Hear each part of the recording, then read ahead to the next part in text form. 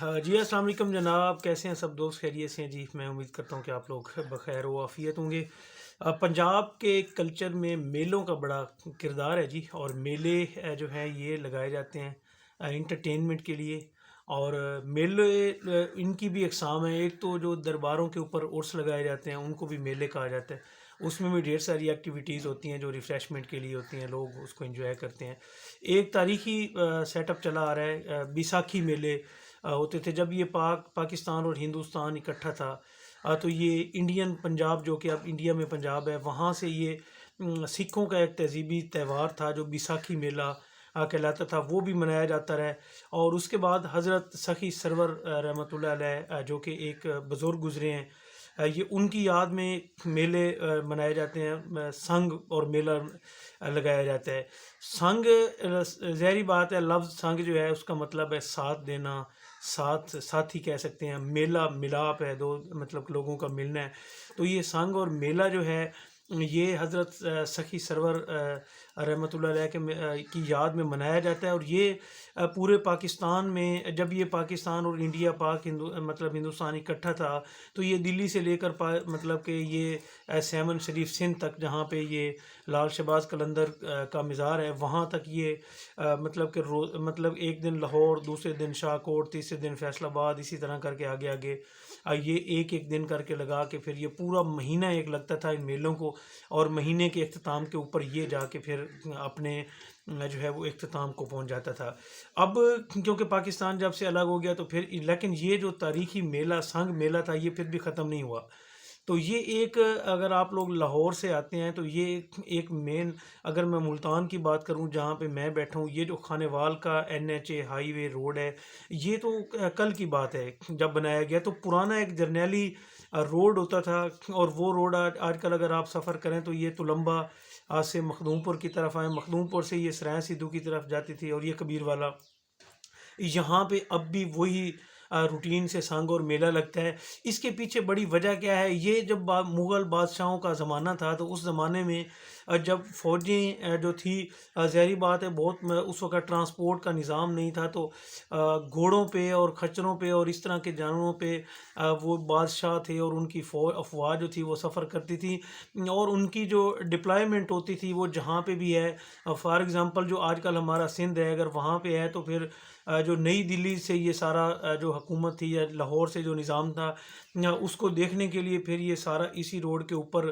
گھوڑوں پر اور کھچروں پر اور اس طرح کے جانوروں پر وہ سفر کرتے تھے۔ اور یہ جو ایک فوجی پڑاؤ جس کو کہتے ہیں، یہ ایک اس کی بھی بڑی ہسٹری ہے، لوگوں کو شاید نہیں پتہ ہوگا۔ اب بھی کبیر والا میں وہ جگہ ہے، اب تو شاید کبیر والا والی ختم ہو گئی ہے، مخدوم پور میں بھی کم ہو گئی، اسی طرح تلمبہ کی بھی مطلب کہ وہ کام ہوگی۔ اس کی یہ فوجی پڑاؤ وہ پڑاؤ تھا جہاں پہ جب وہ بادشاہ اپنی سال کے بعد سالانہ طور پہ وہ فوجوں کو ان کی نگرانی کرنے کے لیے، ان کو دیکھنے کے لیے نکلتے تھے، تو پھر جو ان کی رعیت تھی، جو ان کے رعایا تھے، ان کے دن مقرر تھے کہ وہ فلاں دن یہاں پہ ان کا سٹے ہوگا، فلاں دن کبیر والا میں ہوگا، فلاں دن مخدوم پور پوڑا میں ہوگا۔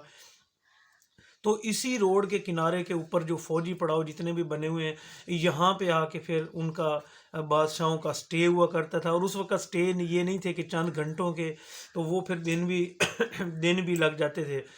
تو یہ انہی کی یاد میں سمجھو کہ جب وہ فوجی پڑاؤ میں جا پہ آ کے رکتے تھے، پھر وہاں پہ سنگ میلے کا انعقاد ہوتا تھا۔ اور وہ انعقاد اس دور سے، مغل بادشاہوں کے زمانے سے لے کر آج تک چلا آ رہا ہے۔ ابھی بھی جو ہے بہت دور سے لوگ جو اپنی نوکریوں کے لیے گئے ہوتے ہیں ان دنوں میں واپس آ جاتے ہیں۔ اور ہمارے یہاں پہ تو یہ کنڈیشن بھی ہے کہ جو ہے جس طرح وہ بیٹیوں کو، جو ان کے لوگ اپنے پیارے ہوتے ہیں، ان کے گھر میں مٹھائیاں بھیجی جاتی ہیں، اور میلے کا بڑا زبردست قسم کا انجوائے کیا جاتا ہے۔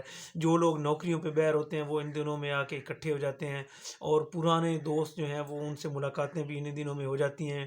مختلف ایکٹیویٹیز ہوتی ہیں، بچوں کے لیے جھولے ہوتے ہیں، اور اسی طرح کر کے جو ہے ہمارے جو سریکی اور پنجابی جو ہمارا لوکل کلچر ہے، اس میں ایک جس طرح آپ اسٹیٹ ڈراموں میں چلے جاتے ہیں تو ہماری لوکل زبان میں وگتی کہتے ہیں، وہ بھی بڑی مشہور ہوتی ہے۔ اسی طرح پرانے زمانے کے جو وہ ڈھولے ایک مطلب کہ شعر ٹائپ وہ گاتے ہیں بڑی اونچی آواز میں، उनका कंसेप्ट अब थोड़ा कम तो हो गया है, लेकिन फिर भी अगर आप लोग इन मेलों के ऊपर जाएं, ये जो संग लगते हैं, तो ये पुराने दौर की सारी चीज़ें और मुकम्मल हिस्ट्री आपको यहाँ पे नज़र आएगी। और लोग यहाँ पे इंजॉय भी करते हैं, मिलते जुलते हैं, और पूरे ज़माने की समझ लें कि जैसे फ़िक्र वो एक दफ़ा ख़त्म हो जाती है। अब इस दफ़ा माह रमज़ान में आ रहा है 22 जो है मार्च, इसको ये मखदूमपुर पहौड़ा में संग मेले का इनकाद किया जाता है। 21 को तुलंबा में होता है, और इसी तरह 23 डेट को कबीरवाला में होता है। उस पे लकी रानी सर्कस और बाकी सारी चीज़ें भी आती हैं। तो ये एक शॉर्ट सी स्टोरी थी जो मैंने आपको सुनाई कि ये फ़ौजी पड़ाव वाली जगह पे वो बादशाहों का जो वहाँ पे क़याम होता था, उसको फिर उन्होंने फ़ौजी पड़ाव का नाम दे दिया। सरकारी तौर पे अब भी वो रकबा जो है वो गवर्नमेंट के नाम पड़ा हुआ है, अभी तक वो किसी को अलाट नहीं हुआ। हाँ, ये ज़रूर है कि अक्सर जगह के ऊपर उसके ऊपर कब्ज़ा ज़रूर कर लिया गया है। बाकी ये मेरी आज की वीडियो थी, मुझे उम्मीद है अच्छी लगी होगी। Thank you.